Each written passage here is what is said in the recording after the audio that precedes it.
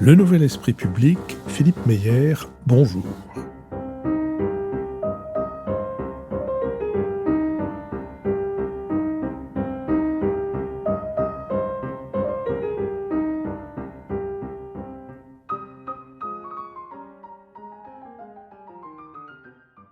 Bonjour, merci de nous avoir rejoints pour ce nouvel épisode de notre supplément Si c'est pour la culture, on a déjà donné.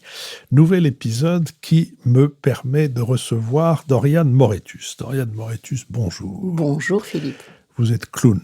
Je suis clown. Et on va expliquer de quelle manière vous exercez ce métier de clown dans des directions qui sont à la fois complémentaires et très différentes. Mais avant d'être clown, il n'y a pas d'équivalence de synonyme, encore que dans mon esprit, avant d'être clown, vous êtes belge, vous êtes même anversoise. C'est pas antinomique. Non, si je le dis, c'est pas pour juste faire mon intéressant, c'est parce qu'il y a quand même une très très forte tradition, et surtout qui a perduré dans Belgique et dans le nord de la France, des gilles, des clowns, des carnavals, alors que dans le reste de la France, ça a disparu, et qu'au fond, on est moins étonné. Est-ce que cette tradition vous a nourri d'une manière ou d'une autre, ou pas du tout ? Moi, je suis née dans une famille assez traditionnelle, mais ouverte quand même sur la culture et sur le monde. Donc, petite, oui, j'ai assisté à pas mal de spectacles, de cirques qui passaient dans mon village, parce que j'habitais dans un village. Et je pense que ça m'a nourri tout au long de mon enfance. Mais moi, je dirais qu'avant tout, c'est surtout l'humour belge qui, quand même, rayonne sur beaucoup de spectacles, beaucoup de films, aujourd'hui en France et en Belgique, qui restent très, très présents, quoi. Et alors, le cheminement qui vous a conduit à être clown est passé par l'envie d'être actrice ? Je me définis d'abord comme actrice avant de me définir d'abord comme clown, parce que c'est vraiment c'est une partie de mon activité. Je suis arrivée en France, j'ai fait l'école l'école internationale Jacques Lecoq. Alors, voilà. Il faut dire un mot de l'école Lecoq, parce que j'ai eu l'occasion de recevoir ici, par exemple, Julie Deliquet, qui est une ancienne de l'école Lecoq. Un mot de Jacques Lecoq. Qui était-il et en quoi consistait l'enseignement ? En fait, Jacques Lecoq, c'est ce qui m'a plu tout de suite quand je suis venue à Paris pour voir plusieurs écoles. Ce qui m'a tout de suite plu, c'est l'approche qu'il avait, très différente des autres écoles, beaucoup moins, on va dire, didactique, puisqu'il approchait aussi bien le masque que le mélodrame, que les bouffons, que les clowns. Donc, c'était plusieurs approches qui m'intéressaient, et surtout, il axait sur le jeu physique. Il faut dire que Jacques Lecoq, il a commencé comme ça, il était kiné avant, et petit à petit, avec Giorgio Strehler et tout ça, il a fondé le Piccolo Théâtre, et il s'est intéressé au mouvement avant de s'intéresser aux mots. M-O-U-T-S. Et donc, moi, j'aimais bien le langage universel qui en dégageait. C'est une école internationale. Il y a énormément de nationalités qui sont dans cette école, ce qui fait qu'on essaie de trouver un langage commun entre tous, si on ne peut pas se comprendre par les mots. Et c'est ça qui m'a plu à l'école Jacques Lecoq. Et on aborde le clown. C'est là que j'ai abordé le clown. C'est à l'école Jacques Lecoq. Alors, vous appartenez à une compagnie de théâtre de rue qui s'appelle la compagnie Haddock. Est-ce qu'elle est formée d'anciens, ou partiellement ou totalement d'anciens de l'école Lecoq, ou pas du tout ? Non, pas du tout. Là, pour le coup, il n'y a que moi. Mais c'est vrai que j'ai beaucoup travaillé avec des anciens de l'école Lecoq, parce que c'est une famille. Hein, comme je pense que les gens qui sont au conservatoire, ça fait des familles de théâtre. Et beaucoup, à l'école Jacques Lecoq, en fait, on pousse vraiment les gens à être des acteurs de leur propre création. On est tout le temps en création, et c'est ça qui est plaisant. C'est-à-dire qu'on n'est pas à attendre que quelqu'un nous désire, ou on est toujours dans la création, et ce qui fait que très vite après l'école, j'ai créé ma propre compagnie, et après j'ai travaillé avec d'autres compagnies, et là, aujourd'hui je travaille donc avec cette compagnie de rue, Haddock. Et même s'il n'y a pas de gens vraiment qui viennent de l'école, c'est vrai qu'il y a l'esprit quand même très, très mouvement dans ces spectacles-là. Alors, arrêtons-nous un instant sur votre compagnie et sur le théâtre de rue. Vous êtes combien, et en quoi consiste votre activité de théâtre de rue ? Eh bien, en fait, en direction, nous sommes 2. Il y a Patrick Dordogne et moi. On s'est rencontrés dans une compagnie de rue juste quand j'avais fini l'école Lecoq. Après, on a chacun fait nos petits parcours. Moi, j'ai créé ma compagnie. J'ai tourné beaucoup en Belgique, enfin, surtout qui s'appelait la compagnie Dorian Moretus, qui était de théâtre-danse. Et Patrick a créé les Alamas Givré. Et puis, ensemble, parce qu'il faut dire qu'on est à la ville comme à la scène, on est un couple. Et donc, en fait, on a séparé nos activités quand on a eu des enfants parce qu'il fallait bien que l'un et l'autre, on puisse aussi assurer la famille. Et quand nos filles sont devenues grandes, on s'est dit, ben voilà, en 2011, on va recréer une compagnie tous les deux. Et on aborde vraiment des thèmes qui nous sont très proches, c'est-à-dire des thèmes qui nous touchent. Donc le premier spectacle a été sur la vieillesse, parce que Patrick a amené sa maman dans une résidence médicalisée. Donc on a traité tout un sujet avec des vieux comédiens qui tournent toujours, 12 ans de tournée. Et puis après, nous avons créé un spectacle avec des jeunes, puisque nos enfants voulaient quitter le nid. Donc nous avons créé 2 spectacles de rue, un déambulatoire et un fixe, sur la jeunesse. Et aujourd'hui, on tourne un spectacle qui est sur le couple, la famille et comment on arrive à se situer en tant qu'homme et femme dans la vie. Et donc, nous jouons tous les 2. Voilà. Et en préparation, ça c'est un scoop, en préparation, nous allons adapter Les 3 sœurs de Tchekhov pour la rue, librement inspirée, avec nos 3 filles. Voilà. C'est une histoire de famille. Alors, prenons un peu les dernières années de vos activités. Où jouez-vous? Comment financez-vous les spectacles? Parce que théâtre de rue, ça ne veut pas toujours dire théâtre dans la rue. Ça peut vouloir dire enfin, je vais vous le raconter mieux que moi. C'est souvent dans la rue quand même, mais ça peut être dans une usine désaffectée, ça peut être dans une carrière, effectivement. Nous, ça fait quand même 25 ans qu'on est dans le spectacle de rue avec différentes compagnies. On a accompagné différentes compagnies. Et c'est vrai que les gens, on tient à ça, les gens qui viennent voir des spectacles de rue, c'est pour ça aussi qu'on fait des spectacles de rue, c'est pour atteindre un public qui n'a pas toujours accès à la culture et au théâtre.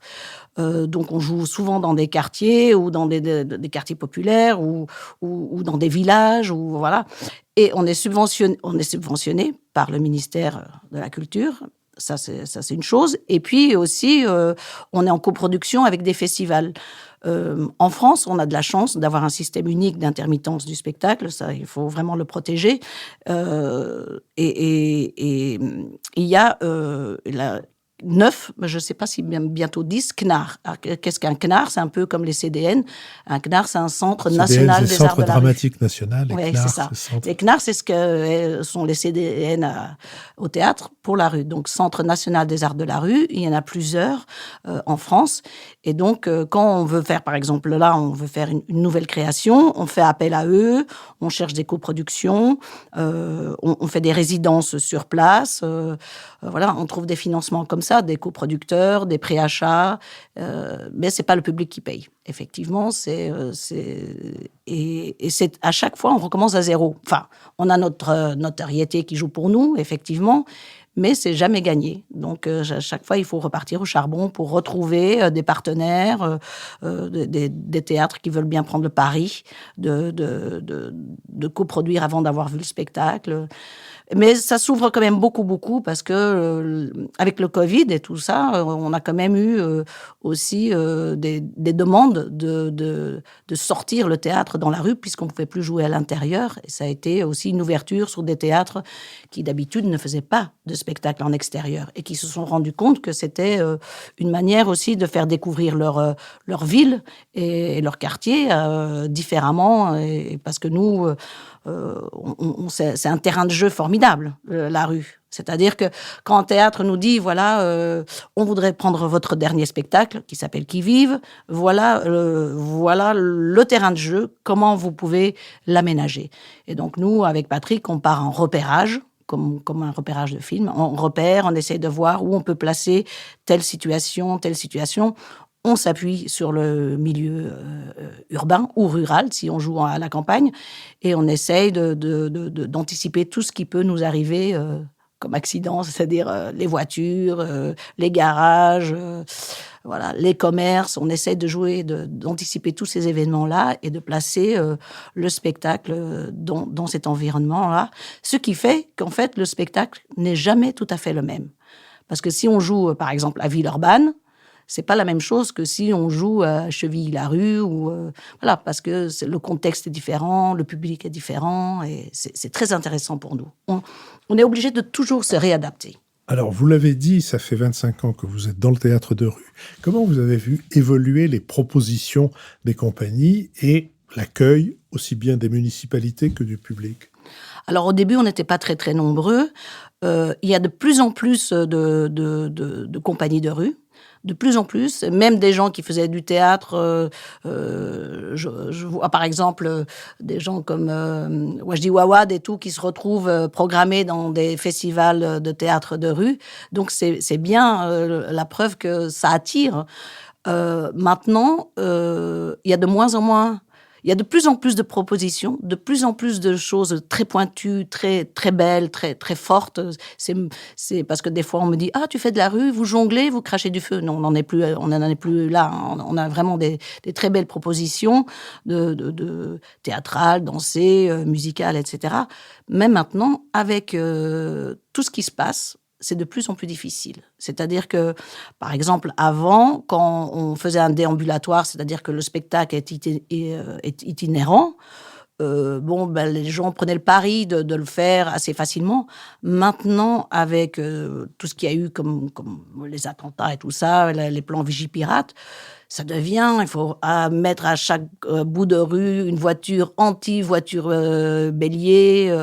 C'est compliqué de faire du déambulatoire. C'est-à-dire que maintenant, on veut de plus en plus baliser aussi le théâtre de rue pour mettre des barrières autour des espaces de jeu pour protéger voilà, le public et puis pour se protéger en cas de pépin.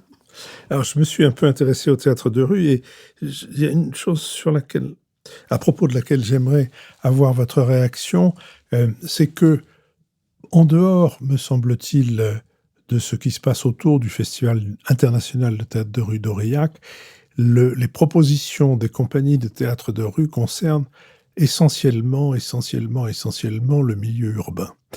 Alors que c'est le milieu rural qui est le désert des déserts, souvent en matière culturelle. Oui, tout à fait. Alors, il y a quand même des compagnies qui font du théâtre de chemin. Par exemple, nous, on a participé il y a je crois que c'était il y a 2 ans, on a participé à un festival à Ax-les-Thermes, qui est donc complètement dans la campagne, dans la montagne même, où on propose aux gens de venir voir des spectacles au milieu des vaches, au milieu d'une forêt. On a fait toute une balade où les gens ont pu découvrir dans une randonnée des spectacles plus délirants les uns que les autres. Donc après, c'est vrai que les gens, il fallait qu'ils s'inscrivent, etc. Donc c'est déjà des gens un petit peu aguerris au spectacle de rue, mais on a quand même, par exemple, autour du CNAR de Brest, il y a quand même beaucoup de villages qui sont maintenant en programmation avant le festival. Ce que fait Aurillac aussi.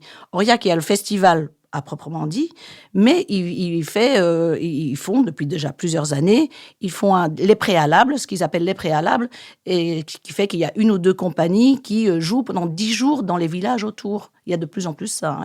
Il y a beaucoup de demandes. Après, il faut qu'il y ait les infrastructures et puis le budget qui suit pour les villages aussi, les petites villes.